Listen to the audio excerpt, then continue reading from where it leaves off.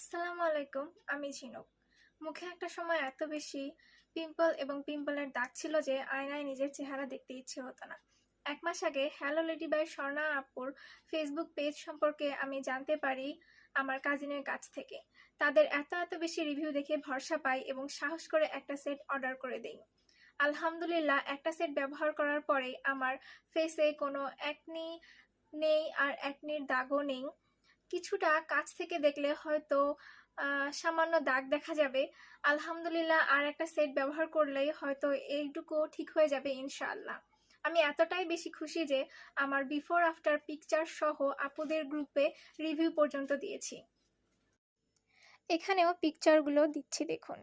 তবে এই ১ মাসের জার্নিটা আমার জন্য সহজ ছিল না। যেহেতু এটা খুব পাওয়ারফুল একটি ট্রিটমেন্ট, তাই অনেক ধরনের সমস্যা ফেস করেছি। পিলিং হতো, ফেস অনেক রেড হয়ে যেত, চুলকাতো, অনেক জ্বলতো। এমন হয়েছে আমি কান্নাও করেছি।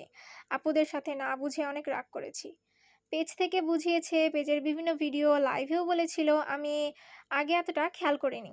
তারপর প্রোডাক্টের গায়ে লেখা ইনগ্রেডিয়েন্টস গুগল, ইউটিউব সার্চ করে ডিটেলস জানতে শুরু করি।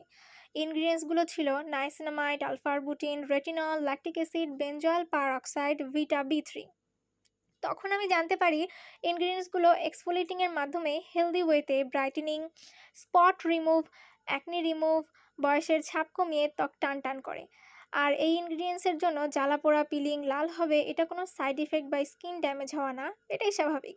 বিশেষ করে বেনজল পারঅক্সাইড ব্রণ চিকিৎসার জন্যই ব্যবহার করা হয়।